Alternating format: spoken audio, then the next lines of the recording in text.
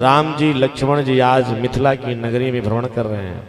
एक सखी ने एक सखी से कहा, जनकपुर की नारी से, जितनी जनकपुर की नारियां हैं ना सब पागल हो गई दोनों बालकों को देख करके। क्यों? इसलिए कि सारे संसार की जितनी सुंदरता है उस सुंदरता को इन दोनों ने अपने दिव्यादिव्य शरीर में समाहित किया हुआ है। दूसरी नारी ने कहा, सुनो हम बताएं, कितने भी सुंदर हो लेकिन मैंने सुना है सबसे ज्यादा सुंदर संसार सागर में कामदेव हैं। कामदेव से तो अधिक सुंदर ये नहीं लगते। तीसरी नारी ने कहा, कामदेव क्या, हजारों का नहीं, लाखों नहीं, करोड़ों कामदेव की सुंदरता भगवान श्री राम के चरणों में समाहित है।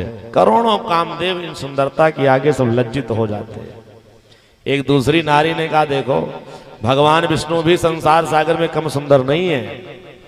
भगवान विष्णु जैसी सुंदरता इनकी थोड़ी है।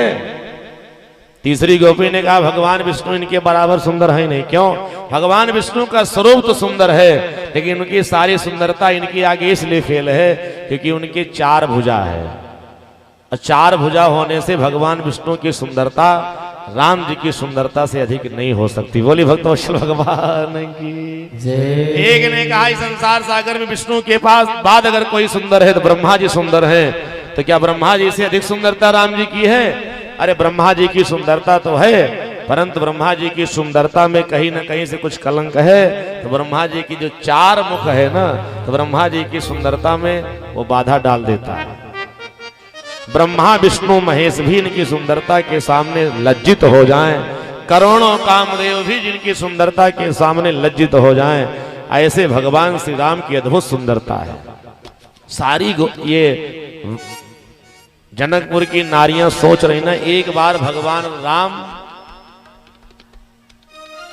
हमारी तरफ दृष्टि डाल देते लक्ष्मण जी के साथ, एक बार देख लेते बस।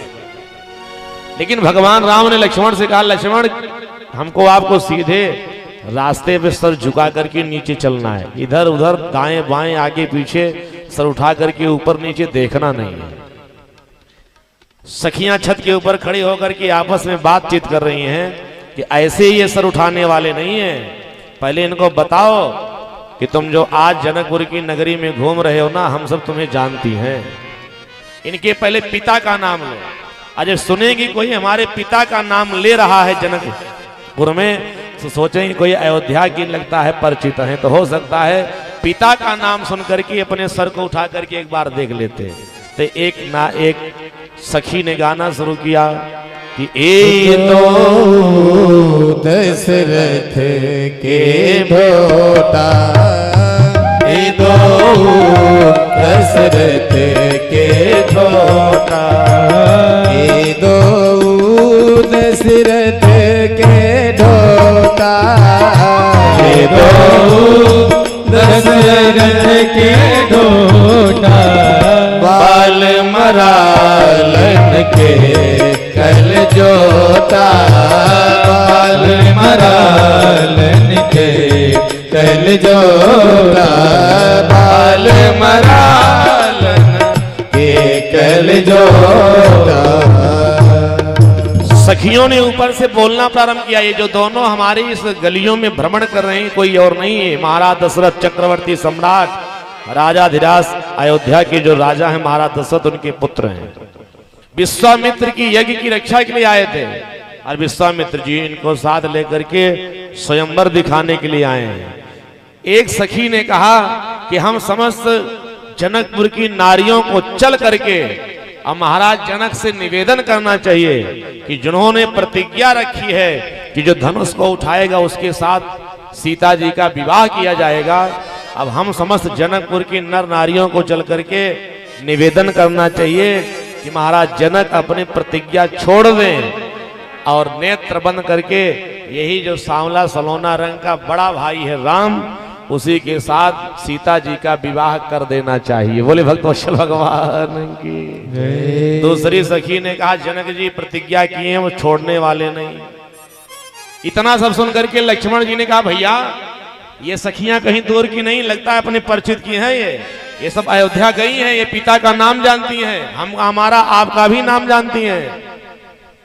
एक बार देख लिया जाए ये कौन है जो छत के ऊपर खड़े होकर के हमारे पिता का नाम ले रहे। राम जी ने कहा लक्ष्मण एक भी बार इधर उधर देखना नहीं, सीधे चलते रहो, और जहां आंख उठा के इधर उधर देखे ना तो इसी मिथिला में फंस जाओगे। दूसरी सखी ने कहा पिता के नाम से ते बोल ही नहीं रहे हैं, तो चलो इनकी माँ का नाम लिया जाए, हो सकता है जब माँ का परिचय दिया जाए तब हो सकता है ये एक बार नेत्र उठा करके देख लेते। अब कहा पिता के नाम पर तो राम लक्ष्मण जी सर उठाए नहीं, तो दूसरी सखी ने बोल दिया कौसल्या सुत सो सुख खानी, कौसल्या सुत सो सुख खानी, कौसल्या सुत सो सुख खानी, कौसल्या सुत सो सुख खानी, नाम रामो धनु सहायक पानी, नाम राम धनु सहायक पानी। जैसे सखी ने कहा जो ये सांवला सलोना थोड़ा सा बड़ा बहुत मर्यादा दिखा रहा है ना, अपने छोटे भाई को कान में कुछ न कुछ बात बताते चल रहा है, इधर उधर सर नहीं उठाना, देखना नहीं फंस जाओगे। जो दुनिया भर की बातें कर रहा है ना, ये धनुष बाण लेकर के जो चल रहा है ना, ये कोई और नहीं, ये महाराज दशरथ की जो पत्नी कौशल्या थी उन्हीं का पुत्र है, इसका नाम राम है। राम नाम धुन सहायक पानी, धनुष बाण लेकर के जो चल रहा है सांवला सलोना ना, कौशल्या का पुत्र है। लक्ष्मण जी ने कहा भैया ये आपका भी नाम जानती, पिताजी के नाम नहीं आपका भी जानती है, अब आपके साथ साथ मैया कौशल्या का भी नाम रहे। अरे कहीं लगता है कौशल्या माता की कोई सहेली सखी तो नहीं आ गई है, एक बार तो देखना चाहिए। लक्ष्मण जी से राम जी ने कहा लक्ष्मण तुम बार बार क्यों भटक जा रहे हो इस नगरी में, जो मेरी आज्ञा है वही मान करके सीधे नीचे चलते रहो। लक्ष्मण जी सोचते हैं एक बार सर उठा करके देखा जाए, लेकिन राम जी देखने नहीं देते। दूसरी सखी ने कहा सुनो ये जो दूसरा बगल में चल रहा है ना, अब इसका परिचय लिया जाए तो हो सकता है अपने बड़े भाई की बात न मान के तो कहीं ना कहीं निश्चित ही सर उठा देगा। तो तीसरी सखी ने बोल दिया कि मैं इसको भी जानती हूँ, ये जो सांवले सलोने के साथ ना थोड़ा छोटे रूप में दिखाई पड़ता है, बढ़िया गौर वर्ण का जिसका शरीर है, ये बार बार अपने भाई से कुछ कहता है, इसका नाम भी मैं जानती हूँ। सखियों ने कहा क्या नाम है? तीसरी सखी ने बोलना प्रारंभ कर दिया कि लक्ष्मण नाम राम लगो भ्राता, लक्ष्मण नाम राम लगो भ्राता, लक्ष्मण नाम राम लगो भ्राता, हो लक्ष्मण नाम राम लगो भ्राता। सुनो सखी आस सुमित्रा माता, सुनो सखी आस सुमित्रा माता, सुन सखी आस सुमित्रा माता।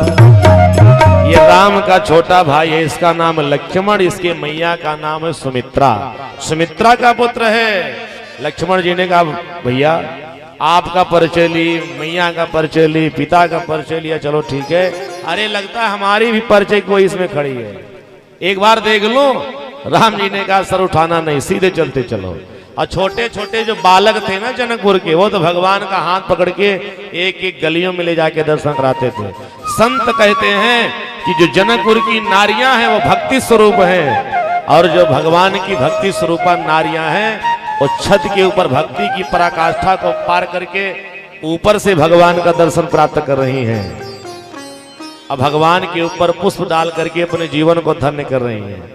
और जो जनकपुर के बालक गण है ना, ये सब निर्दोष बालक, जिनका जीवन बालकों की तरह निर्दोष होता है, निर्विकार रहित जिनका जीवन होता है, वो केवल राम जी का दर्शन नहीं और राम जी का सानिध्य भी प्राप्त कर लेते। बोले भक्तवत्सल भगवान की जय।